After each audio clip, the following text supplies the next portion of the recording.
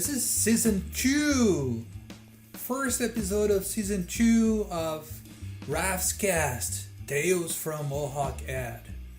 This is the first episode of season 2, and as you guys know, this podcast is recorded to tell the tales of alumni who work in the advertising industry and to give inspiration, tips, and hints to current students from Mohawk College in Hamilton, Ontario, or advertising students anywhere on the planet.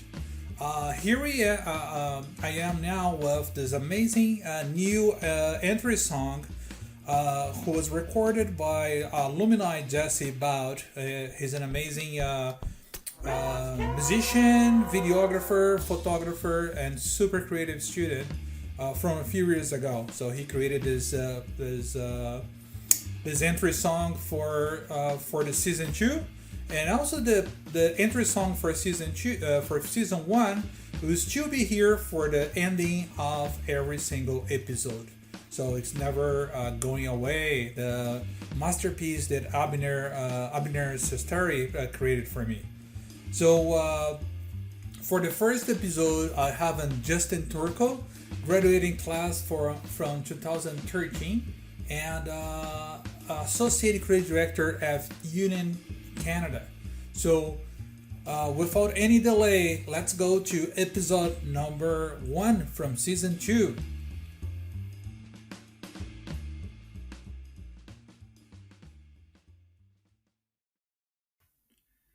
All right, so we are here finally with season 2 of Raf's Cast, Tales from MohawkAD. And I have the pleasure to have here one of the most award-winning students that we had as an alumni, that we are all, super proud of have the privilege of having Justin in our program. And we knew since the beginning that he would be a super successful guy on the business, on the industry. And without a lack of false modesty, Justin, we are super proud of you. So welcome to Raf's Cast. Thank you. That's such a great introduction. I'm glad to be here. Yeah. So here to tell us today from the college how he was his work at Taxi, McCann Canada, and Union, and after that, we're getting to the clients, what was most interesting for him, and some tips for current students, or what is the industry is looking right now in a junior person and intern person, and we go from there. Awesome. Right? All right. So first of all, tell me a little bit, Justin. I was having a conversation on how he was doing. He's actually Justin actually married with another super professional alumni, Nicole Costa. And yeah, I think I have 4 or 5 people who are in the same class and actually got married during my 20 years at college. Oh, so man. You guys are one of those, yes. One of the elite few. elite few, because sometimes it's hard to survive the stress of the college life and our relationship at the same time. Yeah. But you guys are great people.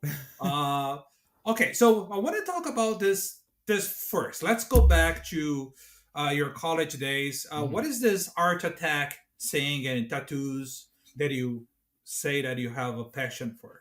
Yeah.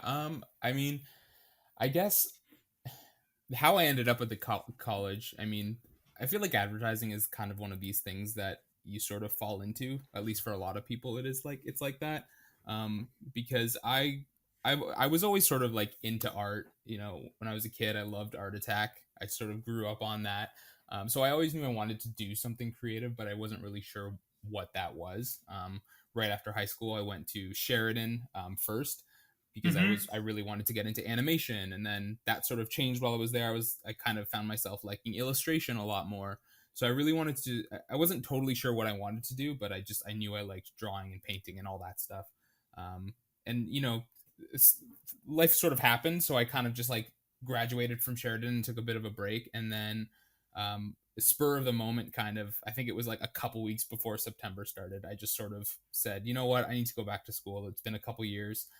Mm-hmm. And I looked up Mohawk College's programs, and advertising was at the very top of the list because it started with an A. And I saw the term art director. I had no idea what any of that meant. Oh But my god.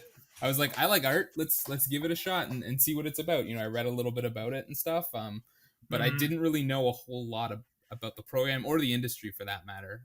So I just kind of like jumped in and and went for it. And it is, and probably change your life in so many ways. Oh, 100%. All I mean, the like you said, I met my wife in the program. I got a great job. I've been sort of, building a career and stuff. So it was certainly a, a decision that paid off. hmm I'm so glad to hear it. And Justin, I think it is one of the things when you, I think you since the beginning. I don't know if it's because you completed a degree already on visual words, and I think when you come back to the college again, you already know where to start, and you already have that click on that's the path I need to go, and begin to understand better the potential on getting your amazing art direction with a strategy and go into a direction that will lead you to where you are today. What do you think? I think so. Yeah, I mean, especially as an art director, I think having that background in visual arts as a sort of broad term certainly helped me. I can't deny that. Like Mm-hmm. it really helped me with my craft and everything like that. But then also from a post secondary perspective, just having some college experience already under my belt, like Yes. not to knock people that go to college or university right out of high school, but it's a little bit it's a bit different because they're looking for that post secondary experience as well as a good education and the stepping stone to a career. But for me, I felt like I already sort of had that. So for me, I was coming in like really serious about wanting to leave the program with a career path ahead of me.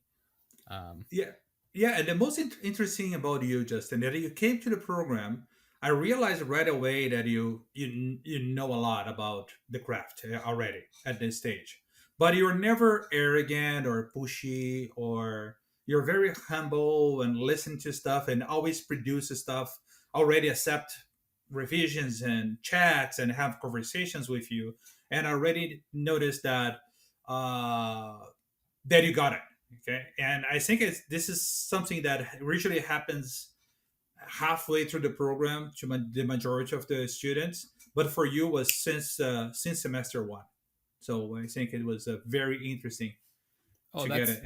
that's very nice. Yeah, it's funny. I feel like there's the industry anyway, traditionally at least, it seems like comes with a lot of ego sometimes, and Mm-hmm. people that are they feel like they're these sort of artistes, and they're these sort of one man islands. Don't touch my stuff, this is my project, I want to do it my way and stuff like that. But at the same time, it's half of that, but it's also we're trying to solve business problems at the same time. So you need to be open to that sort of criticism and working with people and stuff like that. It's one of the whenever I talk to students from Mohawk or anywhere really, one of Mm-hmm. the best pieces of advice I can give them is just be a nice person, because talent will get you a certain will get you far in the industry, but uh, it is a small industry, so your reputation will catch up with you if you're not a nice person.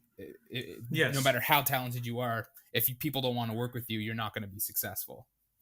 I 100% agree with you, and I 100% agree with you on that part, because it doesn't matter how much you know and know well, that kind of behavior will not get you very last long on the industry on one point of 100%. view. And even it applies in school as well. Like it's Oh something I yes, think you learn through college and going through that experience, but it's the same principle.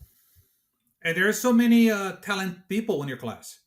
Your class was a very talented gang. There You was know so what, many. I always think, like, I always think every now and then, I'm like, our group, we had a really good group of at least creatives. Obviously, I do get to work Yes. with that closely in the second and third year, but Mm-hmm. our group was good. I feel like there was a lot of talent, a lot of student awards came out of our class and Oh stuff, yes. Oh and yes.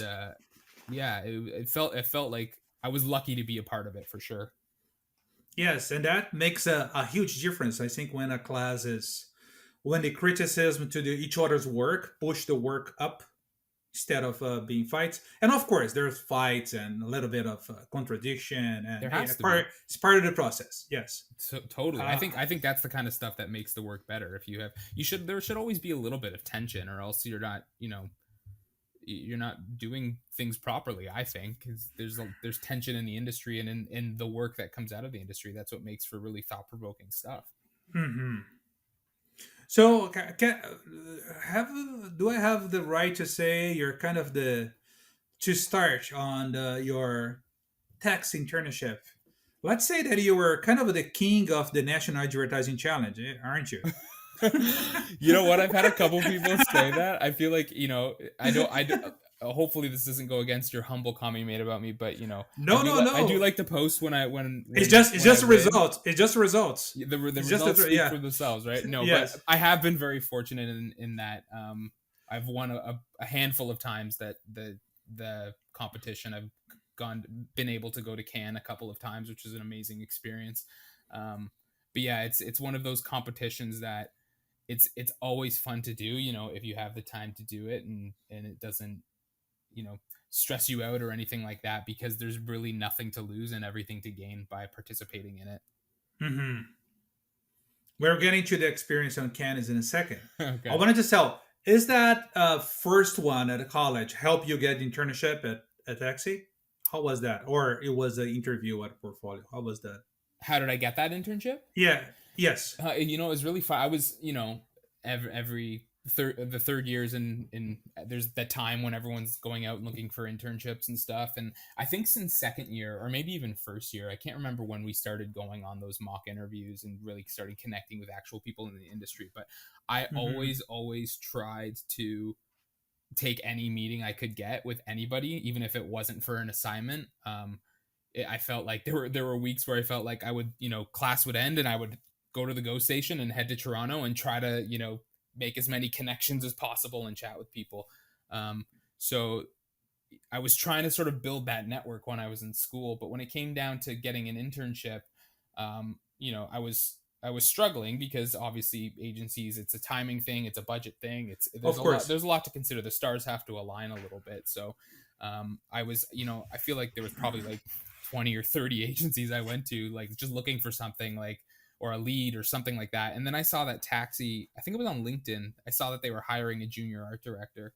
Um, Hmm. and I knew I wasn't applying as a junior, but I thought, hey, I just started messaging people on LinkedIn who worked at Taxi, just because I thought that would maybe stand out a little bit more than a cold call or an email, at least Hmm. at the time, because I think LinkedIn now is a bit more of a social network than it used to be. But um, yeah, and then I think it was a senior art director got back to me, and I just kind of went in and showed him my book. And that day, he introduced me to his creative director, who introduced me to the executive creative director of Taxi, who kind of just offered me an internship right on the spot. So I sort of went there kind of God. out of the blue, and it was just like it was a bit of a whirlwind. I sort of left being like, "What just happened?" That was crazy. Hmm. But it's kind of a star alignment, as you said, like they are risk taking of getting into messaging and going there, and a good book. Hmm. And I think your personality, and also yeah, you know how to talk to people, you're polite and everything. This makes a difference too, Hmm. and defend your ideas. So I think that was also something that made a huge difference on it from my point of view. Oh, If it thanks. was Yeah. I mean, I can't say that didn't help either. Yeah, for sure. so, well, almost 3 years there. I see here that you work on Canadian Tire, Boston Pizza, the Covenant House. Hmm. How was that whole thing? It started in 2013. Yeah, I mean, it was really interesting. Obviously, I mean, Taxi was great in the sense I learned so much from Taxi. I think they were really great at. I didn't feel like I was an intern when I was interning there, because I was only an intern there for about a month and a half before they like officially hired me. I think I still had to like complete my internship so that I could graduate the program, but they hired me nearly like pretty much right away, which was an amazing feeling. And they were always really No, great. no surprise there. Thanks, man. Yeah, they were always really great at. They didn't treat you like an intern. They sort of threw you right into the weeds. Like, you know, obviously they ease you into certain projects, and they're not going to give you like a big Super Bowl spot first day on the job, but they didn't sort of, you know, they put you to work right away in a great way. So I got so much great experience through there, and you know, 3 years. At the time, it felt like I was there for a really long time. In retrospect, it wasn't that long at all, but I feel like those 3 years I got so much experience out of it. How was your first week, your first few days at an agency, and say, "Oh my God, I'm doing it now"? How was that experience?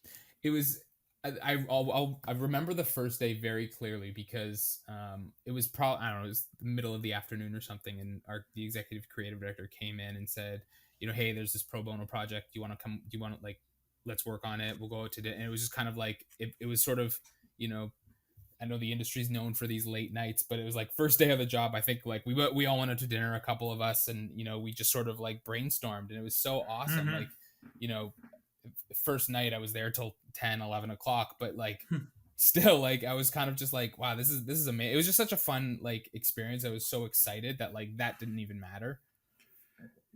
Yeah, sometimes some of those days you realize, and I'm even getting paid to do this. I can do this every day. Totally, 100%. And even like I think, you know, being an intern, like obviously you're not really making like much money, if any, but it's it like that again. Like I wasn't fortunate to be in a position where that didn't matter. I didn't really have to like worry about life stuff quite as much because I was kind of still building a career, so I had a lot of people supporting me in that sense. But it was being able to just like say like this is my job right now was like pretty wild. And then when was your first published work? When you saw your first work on the streets or on the web or something like that? Yeah, it wasn't anything too crazy. It was a little print ad for Canadian Tire. It was you know, I got to do a little there was a product shoot with a local photographer in Toronto, so we shot some. I think it was for canoes or kayaks or something like that. But it was just like a little print ad that appeared in, I think it was like a, you know, a cottage magazine or an outdoor sports magazine or something like that. But it was I remember like, you know, looking through all the magazines in the convenience store like magazine rack and being like, oh, there it is, taking a picture and stuff. Like, you know, I knew it wasn't like an award-winning ad or anything like that, but it's still really cool when you see that stuff like in the world. Like that tangible creation that totally yeah. You're like, So I did this. You kind of want to show it to people, but like, of course, you become this crazy person showing like you know, a kayak ad to random people. It's funny, but yeah.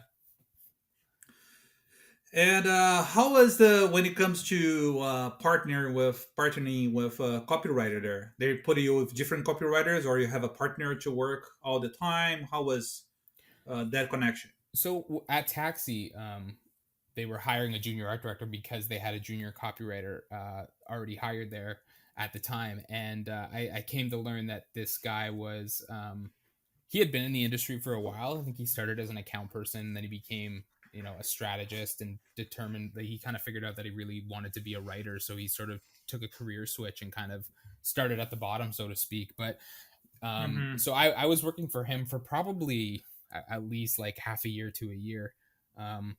And I'm still, you know, friends with him and stuff. He's now a creative director at McCann, but he was, I feel really fortunate because he was really, because of the industry experience he had, he was a really good well-rounded guide. Yeah. Like, you know, we were both kind of finding our footing creatively, but having him with that experience, I think helped us both a lot.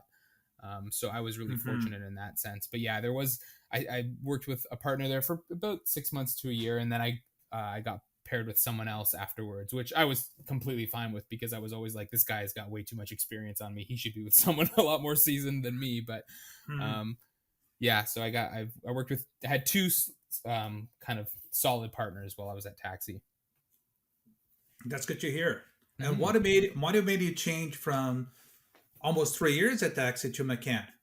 How was that change? Yeah, that was. I mean, while I was at Taxi, like Canadian Tire at the time was, at least for me, was the biggest client that they had. It's such, this national brand that's so beloved. Like Mm-hmm. they were doing like 30 TV spots a year. Like there was just constant work. So, but because of that, I was able to get a ton of experience. But that also meant that my book was becoming like a lot of Canadian Tire work, and I was kind of just like, I don't want this. I don't want to, in another 3 years to just have all this Canadian Tire spots. I want to create a bit of a breadth in the work that I make. So at the time, the creative director that hired me was actually leaving Taxi to go head up another agency. So was going to head up McCann. So I sort of reached out to him, and I was kind of started looking around at other agencies, and I went to him for some advice, like, hey, like, I think I got an offer from an agency, and so I reached out to him and said, like, hey, like, what do you think? Like,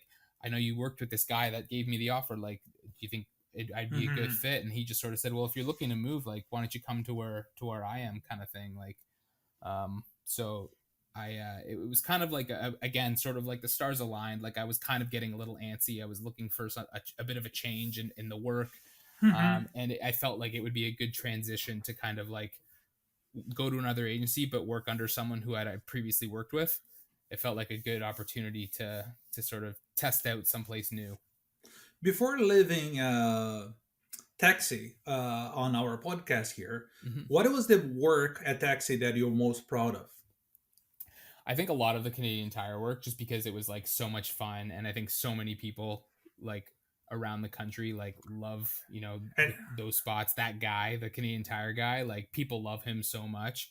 mm-hmm. Um, you don't see him like quite as much anymore, but even my mom still will, because I don't work at Taxi anymore, she'll say, I'm so sorry, but I love that Canadian Tire. Like she apologizes to me as if she is gonna like offend me for still liking the Canadian Tire guy. I see. So there's a lot of stuff in there that I'm, really proud of. There's also this Boston Pizza campaign that's one of the very first big projects I ever did, and it's still on my site just because I love it so much. I'm a sucker for animation and cartoons and stuff, I'm and it gonna I'm was gonna give I'm gonna give his website once we finish in the end here. Go all ahead. right. Sorry Thank to no, interrupt that's you. great. Yeah, it's Boston Pizza. It's a festive fakery campaign, and we did the entire thing with in sort of this stop motion felt animation technique, Mm-hmm. and it was also just like it was so the animation aspect really appealed to me, but it was also a project where they wanted a menu sort of insert or design, and it was like here's X number of dollars, and we just said, oh no, we can do something like more fun than just a menu. So we kind of came back to them with this robust campaign that they went for, which was a lot of fun to take something. It's just sort of that just push it and see where it goes. You never know, like you might get something awesome out of it, even something as simple as a menu. I will post this here now because I saw that campaign and I was wondering how do you pitch that kind of campaign? What is the secret to pitch an out of the box campaign, Justin? Yeah, I mean, What do you like think? I think having a bit of a relationship with the clients at your agency helps to begin with. And I think there's things that, the account teams and stuff can do to almost like help seed the work a little bit so that the clients aren't completely surprised when they see stuff. But I think it's also important to recognize that they have a business problem to solve and not ignore that. So they wanted a menu insert, and we made sure that we showed them a menu insert for that campaign, but we also showed them, and here's some a 15-second TV spot, and here's this digital campaign and this microsite and everything. Mm-hmm. So it was the kind of thing where it's like, as long as you sort of level set with them a little bit and show them like, hey, here's what you can make, and it's going to be great. Here's something that would take the campaign even further and make it even better. It's the Mm-hmm. client. There's never really going to be a client that's going to be upset for trying to elevate their brand in a certain way. To push harder. Yeah. Good advice. Very good advice. All right, so we're on McCann, and I want to hear in McCann. It says here that he worked on Chevrolet, Mastercard, Wendy's, Petro Canada, RBC, Bayer, Crop Science. Hmm. Not a bad list of clients at all. Yeah. And I remember and I saw it today again, the Chevy Spark campaign. That Yeah. was very nice. Tell everybody about before telling us the how was the agency culture at McCann, how was that campaign? That campaign was really fun because it was it was one of the very first things I ever did when I got to McCann. So it was sort of, you know, it was fun to, experience this new agency and do some and work on something really awesome at the same time. Um, but yeah, it was the kind of thing. It was the kind of campaign where you come up with a big idea, and then it just kept evolving, and more pieces kept getting added in a great way. It started with this Hmm. Chevrolet car launch, and it was like, okay, we have to do some video, some bus shelter ads and stuff, and then it was like, oh, then this partnership with Best Buy came along, and then we working with these influencers, and then a partnership with the Eaton Center, and it was kind of like it sort of just kind of kept ballooning and evolving. It was turned into a really cool sort of cohesive package that was really exciting to work on. But I can imagine the logistics to put all together. Oh my god, Oh yeah, that's oh it. yeah. It was the kind of thing too, because cars in Canada, in terms of business, they don't. There's not always a lot of opportunity to create new work in Canada. A lot of car companies, they'll do adaptations of American work for the Canadian market and stuff like that. But so this was a really unique opportunity for a Canadian agency to really just own this work. And I think people weren't as involved at first, because it was just kind of like, oh, it was a simple little, it appeared to be a sort of smaller project. But as people started to, you know, see the potential that it had, it really, it's kind of, the ball got rolling, and more people got involved, and more partners came along, as I was saying before. Yeah. The students will be able to see on your website the campaign, the case study, and the pieces. But can you do a little bit of a summary in a paragraph Yeah, how this totally. campaign was? Yes. Totally. So Chevrolet they were at the time, they were coming out with the new car. It was a Chevrolet Spark, and it was actually the first. I believe it was the first car in Canada at the time to have Apple CarPlay and Android Auto um, Hmm. built right into the car. So that was kind of the selling feature for us. And we also knew we were targeting millennials.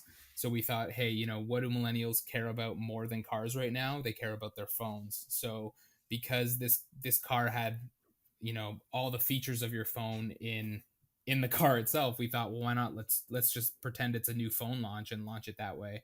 In a world where every year Apple's coming out with a new device and stuff, it was the kind of thing where we were like, oh, this will get attention for sure. Like, people will wonder, is this a new phone? Who's coming out with this? Is this Verizon? Is there a new phone company? So we sort of did this tease phase where we kind of created a package, and we sort of put it everywhere, and billboards and video and stuff, and kind of teased out that the ultimate mobile device was coming. And then we did a live unboxing at the Eaton Center with a couple tech influencers and we actually hid the car in a giant version of the package that we designed, and sort of unveiled it there, and it became a nice little display to put in the mall. I seen here that that campaign got the Elfies, CMA, uh, promo awards. It was a bomb in a Yeah, good oh way yeah, that was yeah. exploded. Yeah, we got a lot of good coverage out of that. I think we also, I mean, it didn't shortlist or anything, but like the at McCann, the global sort of creative department, they'll always do sort of a sort of collection of the work they want to submit into Cannes, and that was one of the campaigns they wanted to put forward. So it didn't win anything, but even just being able to create a case study and craft a submission Of for course. Cannes was an amazing opportunity, and just kind of was a testament to the campaign itself. But yeah, it picked up some stuff because it was interesting, but it also worked really well results wise. I think they matched their 1 year target, their first year target, in 6 months of the campaign launching. So it was Wow. it was a great success for the client as well, which is always great. Hmm. How was the change of culture when it comes to taxi to McCann? It was very different. Taxi was a bit smaller of an agency. It was probably like a medium sized agency. McCann Hmm. was a lot bigger at the time. It was McLaren McCann, so McLaren was Hmm. around forever, and it did have a bit of that sort of old. It was a bit of an older vibe, and one of the things that my boss at the time going into it was like, just kind of like rejuvenated a little bit. They were trying to kind of start from scratch and rebuild the entire agency from the ground up, sort of thing. So It was at the time it was very different, and it's the kind of thing in retrospect, it was a bit of like you don't know what you have till it's gone, because I really loved the sort of culture of a medium-sized agency, and one of the like eventually, I got a lot of great experience out of McCann as well, but that was always one of the things I missed about Taxi. So that was the biggest change. You just kind of you felt like you were more of a number at McCann versus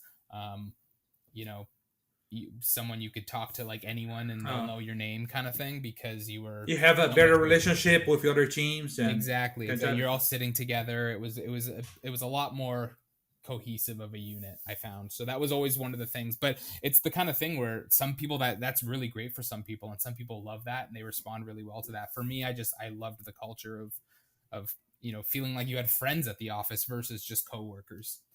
I see. Yeah. And how was the work for Wendy's and RBC? Any other work that you're proud of that you wanted to pop up From on the conversation from McCann? McCann, Wendy's was fun because again, it's one of those brands that the US does a lot of work and you just sort of adapt stuff for Canada. But we pushed some stuff, and again, nothing sort of award winning at the time or anything like that. But the fact that we were able to get sort of Canadian clients on board with doing unique original work is always a win, business wise and selfishly creatively. So that was fun too. It was just again just added to that sort of experience that I think helped me. It's fun that you expend the same amount of time in Taxi and in McCann that I see here. It's the So kind of it's yeah, it's no, that's so funny because like I'm always just like every so often I forget that, and then I look, I'm like, I wonder if I get this like weird itch at every 3 years where I'm just like, I gotta get out of here.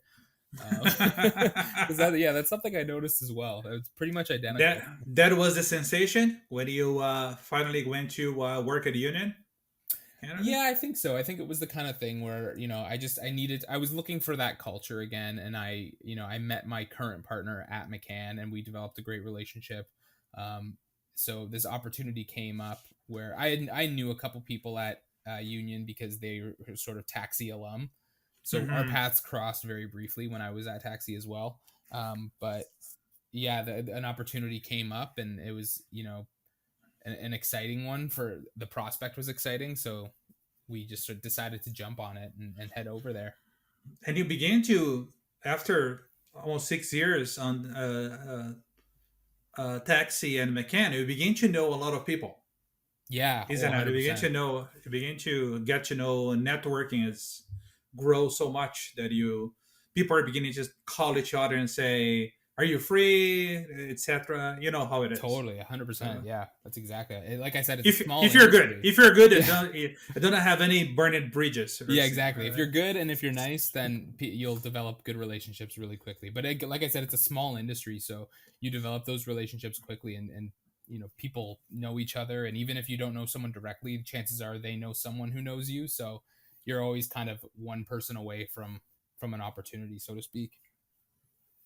At Union, I can see that they're able to break the 3 year change. Yeah, yeah. With you changing from art director after 3 years into an ACD, Yeah. associate creative director. And how was that? How was the changing from hands on to more of a big one, more than one group to help? How was the more responsibility and everything? Yeah, I mean, it was really exciting because it was a little unexpected, but it was definitely from a confidence perspective, it really makes you like feel good about the work you're doing and the type of worker you are when you get a promotion like that. So that was really exciting in itself, but it's the kind of thing, and I think it sort of varies from depending on the size of the agency, like what that new role means for you. But I think at Union, because Union's a relatively small agency, and the creative department's relatively small, but it did mean that there was a little bit more like autonomy. You were sort of able to kind of make some of those simpler decisions yourself, and you can start playing a bit of a role in mentoring younger creatives, or being the one to when the leadership team needs something done quickly and efficiently and good, being that person to turn to is also a really great feeling. So it Mm-hmm. was it was awesome, I think. So yeah, super proud of your career. I think it based on your seniority and the way you are, Justin. I think they realized this guy would be a great ACD, you know. And I can tell you it will be a CD in no time. Trust me. Knock on wood. Yeah, yeah.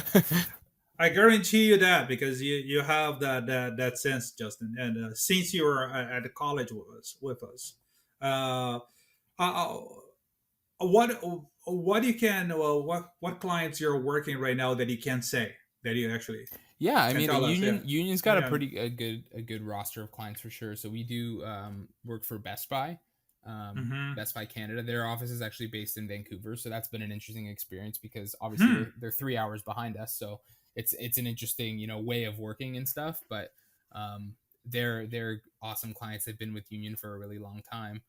The Canadian Real Estate Association, who's also been with Union for a really long time. That's been an interesting a client relationship that's sort of developed over the years as well.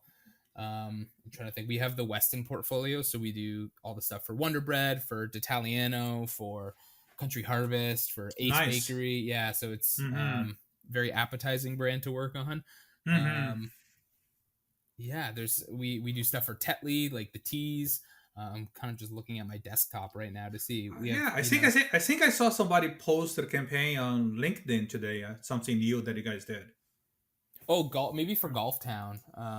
for Gulf Town. Yes, Yeah, exactly. yeah, that was an idea for another team, but that's such a cool idea. That relationship, that client relationship, has been in the works for a while, and Mm-hmm. it was kind of during the pandemic where work was actually created, funnily enough. But they were really keen to do something, um, sort of attention getting and stuff. So this one of the more junior sort of intermediate teams had this amazing idea, to create this sort of meditative description of a golf round and put it on Spotify and stuff, so you can kind of sleep well and golf better. You can kind of learn golfing in your sleep. But yeah, so it's just a fun little plus up again, just that got made because That's very cool. people they pushed for it. Well, I have a few questions for you, and Yeah. how it is. How do you feel? So I have a few questions now that's specifically to help the prospective creative students getting Definitely. to the industry. Uh, how it is? What is the biggest flaws you saw when you and probably you already saw hundreds of books during your time on working and to revise and how what is the biggest mistakes that you see that students should avoid that you usually see and say why they did that, why they does that kind of stuff on their books. You know what? It's funny because it's the kind of stuff when I see stuff, you know, I'll look at it and I've sort of stumbled on some of my old portfolios from when I was in school, and it's the kind of stuff where you look at and you're just like, oh God, that's terrible. Like It's at part of your the own process. stuff, but it's the kind of It's stuff part of the process. Yeah, it totally, and happens. Yeah. that's exactly what I'm sort of getting to. It's the kind of stuff where being in the industry, like the school was amazing at sort of preparing us for the industry, and then the industry just really sort of takes it to the next level. There's nothing like really Hmm. being in the process, right? So Of course. that helps you learn, you know, like a ton of stuff too, and that's the kind of stuff I think it's just like showing off the ideas in a really sort of clear, simple way, and not from a writing perspective, but even the way it's sort of art director laid out on a page, or I see a lot of it's also that creative directors I think are looking at stuff on phones a lot more now, and they don't want to read paragraphs that say this was the insight and then a paragraph that says this was the idea, this was the you know what I mean, like it's just sort of it gets kind of La- long-winded, and people people are sort of lost before they even get to the idea, and if the idea is really great, like the insight is kind of embedded in it already. Like you don't even need to communicate anything. Like there's been so many students that I've talked to where I've just like I look at something specific in their book, I'm like, that's an amazing idea, or they have it buried somewhere in their book. I'm like, that should be the first thing or the last thing, that's in your Mm-hmm. book, because it's so strong. It's just such a, like, you don't have to tell me anything. I just read it. I'm like, that's amazing. I get it right away. So I think it's just being super sort of clear and concise with the idea and how it's presented, and really just sort of like sweating that, because that's just as important as the idea itself. How about the mistakes they do on the interview? Um, I think, I don't know if there's like it's mistakes per se, and I think it's different for every student. But I think the biggest thing is seeing people, students that are clearly, they have good ideas, but they just don't come across as very confident in their work. Um, because there's been a couple students where I'm like, they're very timid or shy, and I say, you don't have to be that Mm-hmm. way, because your work's really good. It kind of speaks for itself a little bit. So like, don't sort of hide behind it. Like, be proud of it and show that excitement. Like, I think the personality, like I was saying, like, people want to hire and work with people who seem like they're going to be fun to work with, because it is a fun industry to be in. So Of course. don't Yeah. don't shy away, and be too timid in your in your approach. Be proud of the work you do, and show your excitement through it. What do you think nowadays will be the best way to a student to have a chance for their portfolio to be reviewed? Um, yeah, no, that's tricky. It's so funny, because I remember, like I was saying, like, when I was in school at the time, I just sort of like, I remember you guys would always be like, just find an email and send an email, or pick up the phone, find a phone number and call them, whoever, like, kind of do what you Mm-hmm. got to do. And at the time, I was like, I'm gonna try LinkedIn, because I feel like people aren't. I just thought it would stand out. Getting a LinkedIn Of course. notification Yeah, it is was is good. is is more, A a different little, path. yeah, it's a different path than getting an email and getting it buried in a junk mail folder or something. So I thought, what do I have to lose? So that's kind of the approach that I took. But I feel like I don't know if you can do that anymore. I feel like LinkedIn's becoming a bit of a social network in itself now. So I don't know that it would have the same impact. But I think, for me anyway, like I was saying, like, I would, like, just kind of jump on any opportunity to meet somebody Mm-hmm. through classes. I know, like, Wayne's class, for example, he would always have those mock interviews and stuff. And like I was saying, like, Mm-hmm. if there were extra ones, I would always try to take them. I didn't care who it was or anything like that. I would always go for it. And then, yeah, like, reach out to, like, even alumni from the school. Like, if a student reaches out to me, I always respond to them, and I always make it a point to meet with them, just because I know how important that was when I was a student. Um, Mm-hmm. and I want them to feel that they can build, like, networks, especially through the alumni, because I'm very proud to have gone to Mohawk and stuff. So Excellent advice. How many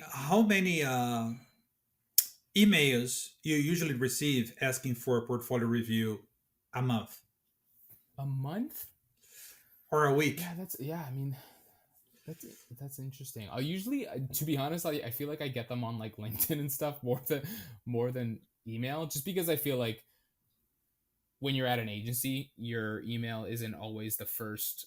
It's, my boss will get an email before I will, kind of thing. It usually works. Uh huh. It takes a little bit to get it, but I True. would say, like, at least one or two a month for sure. Like, just through my work email, and then there's people that reach out on LinkedIn and stuff. There's always people that want to meet and chat and stuff like that, and um, you know, you can kind of tell what the sort of priority is, or the the reason they're emailing you, by when just from getting, like, just from chatting with them a little bit. And if they're trying to Mm-hmm. sell you on something or whatever, it's I try to meet with people for the right reasons, especially students, because I want to help them out as best I can.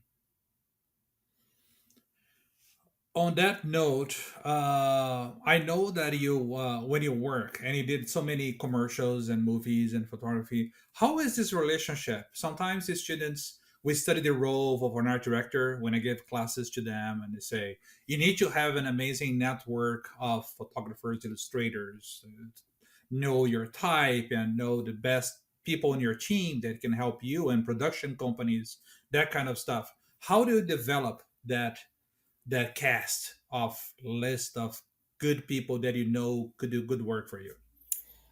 I mean, the easiest answer is just from getting the opportunity to work with them. There's been editors and photographers and directors that I work with, and I've formed, some sort of, acquaintance type friendships with, that when jobs come in, I'm always just like, I want to work with that person again, just because you have a good sense of humor together, you just get along, like they'll give you what you need, you sort of understand that from a professional standpoint. So that's the easy answer, is just from working with people. But then um I think there's always just, you always kind of do your own research a little bit as well, whether it's a photographer or an illustrator or something. And if an opportunity comes up to work with them, you would throw their hat and, their name into the hat, kind of thing, into the ring, to potentially work with them. So I think it's a mix of just having that experience from working with people, and also kind of staying up to date with what people are doing and the kind of work that they're doing, and the work that you want to also do with them. Hmm. Just I know that strategists are becoming, in the past 15 years, a more and more important part of the group. And now they're extremely essential and one of the main things. So, how it is the relationship with the creative and the strategy part of it, and the strategist? How it is that connection, and how it is how to push a cord to one side or another to make the campaign works.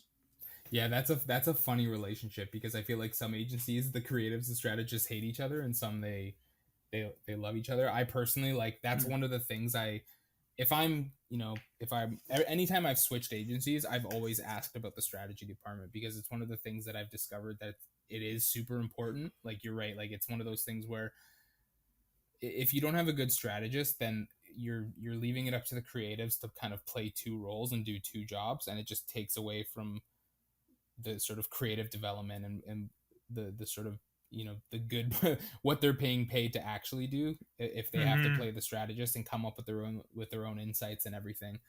So I think it's super super important, and it's, I always make it a point to try to keep strategists involved in the creative process, because one of the things I find is, once the strategist write a brief and the creative comes up with the idea and sells an idea to a client, the strategist kind of gets left out after that. It's a bit of like, oh, their job's done, kind of thing. But Mm-hmm. and I've forgotten that too. So it's like, even if the campaign's finished being produced, I always want to be like, oh shoot, I meant to show you where the campaign ended up. Like, I'm sorry, it's been a while, kind of thing. But I Mm-hmm. always like to try to keep them involved, because I think that relationship is very crucial. It's this There is like a bit of push and pull, where it's the strategist like, this is my insight, and the creative's like, well, this is a better way of just of saying that insight. And it's just, so again, like, I think that comes down to a little bit of an ego thing, and it's not intentional, it's just Uh-huh. the kind of personalities The, that are in there.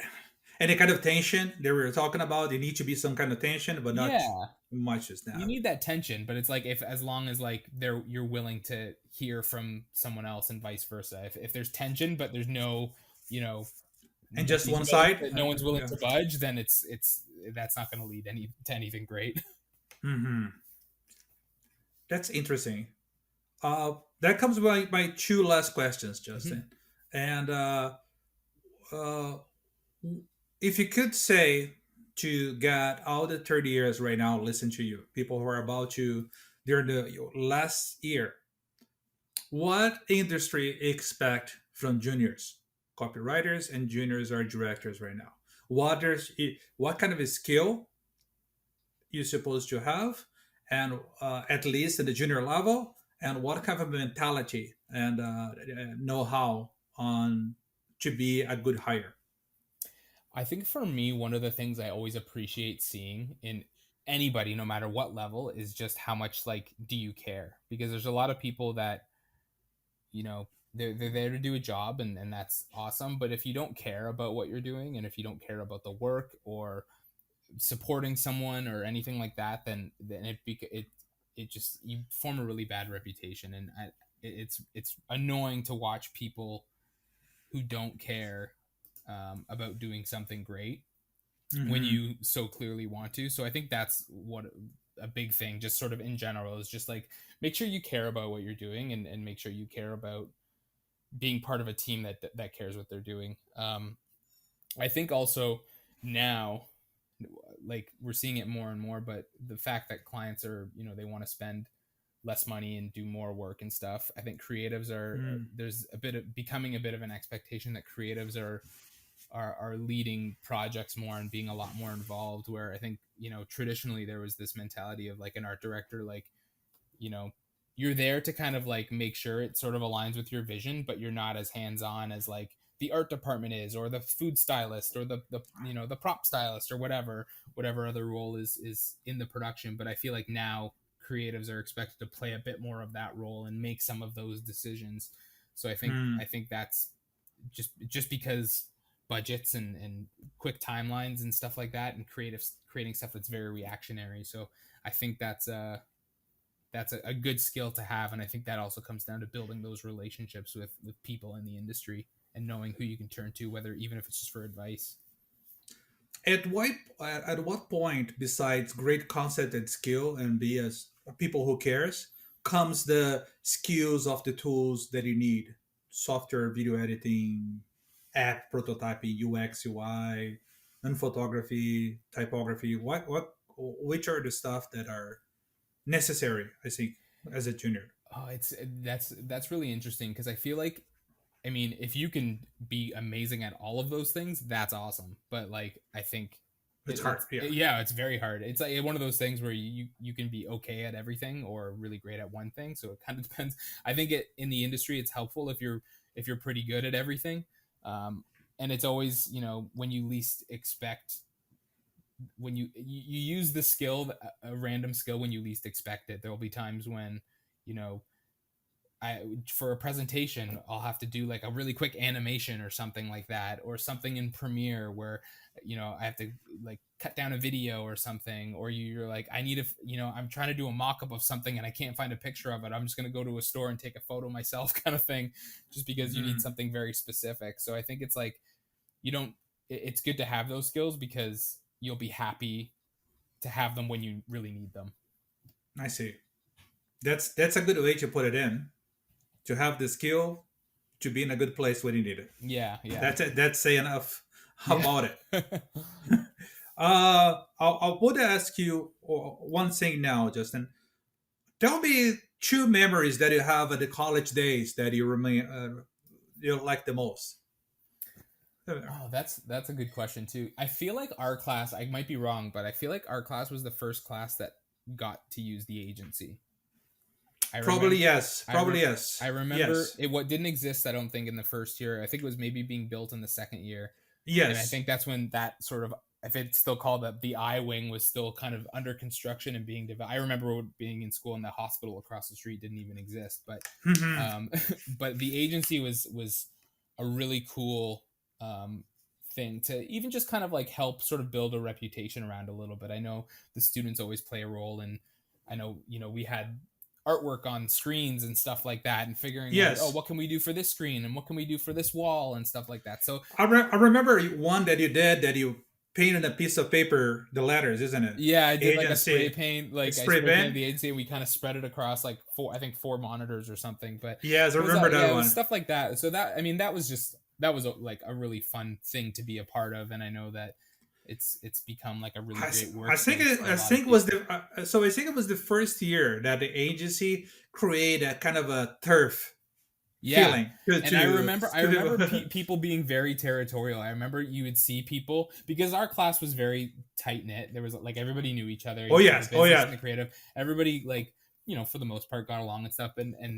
But you would see somebody from another program or something kind of appear in the agency, and there's this like, this is our space, this is for advertising. You get very, very territorial about it, in a funny way. But yeah, there was that. I think that was like, that's a really great memory. And then also just, again, like winning student awards and stuff like that was also a lot of fun, and kind of, that was a great learning experience, and sort of the first step in like shaping how work is communicated in a way where it's clear what the idea is and stuff like that. And then when you see some of that, pay off through student awards, at the time, it's like, in retrospect, it's like a student award is a student award, but at the time, like, those are so important for students to be a part of and win from a confidence perspective, but also just an experience perspective.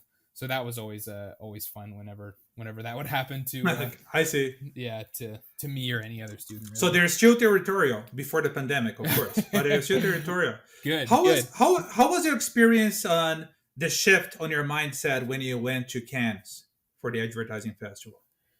Um, I mean, I was a bit of a nerd when I was there. Like, there's, I think there's people in the industry that literally go to Cannes every year, so it's always just a week long party for them. But for I me, see. you win these passes through the national advertising competition, and I was, I would go to the award shows at night and see what was winning, like right there at the in the moment, or I would spend the day in. They have the basement where you just go and you look at all the boards. It's just like this like wall, like it's I don't even know how many thousands of boards of just work, design, typography, everything, and you go through it. And you're just like soaking it all up. It's the kind of thing too where it's a little disheartening at times because you look at something, you're like, I had that idea, and it's like shortlisted, I can't. But then at the same time, that's like it's a great confidence booster because you're like, I had, I'm thinking about stuff that's at the same level as some of the best stuff in the world. So it's like it's an amazing feeling when that does happen, as annoying as it can be. But you, at least the first time I went there, I was really just trying to soak up as much stuff as possible. You still have fun Mhm. when you're there, and there's agencies and production companies and people and little events that happen sort of in the city. But I just wanted to soak up as much inspiration as I could while I was I will there. be the same. I will be the same time if I was there. I will be the same kind of saying that Yeah, just soaking it up. it's always great to see what other people are doing and other ways that they're thinking, and ways that they're pushing the envelope to come up with something new and different. Hmm. And begin to influence the way you think too. When you see Totally, a totally. lot, You're like, oh, yeah. I never even thought about doing something like that, and then suddenly, a year later, you're like, oh, there was this thing that somebody did for Facebook, but what if we took that, and what if we took that functionality on Facebook and did this to it? And now you come up with some new crazy thing that's never been done before. It's really cool just to have that sort of always in the back of your mind.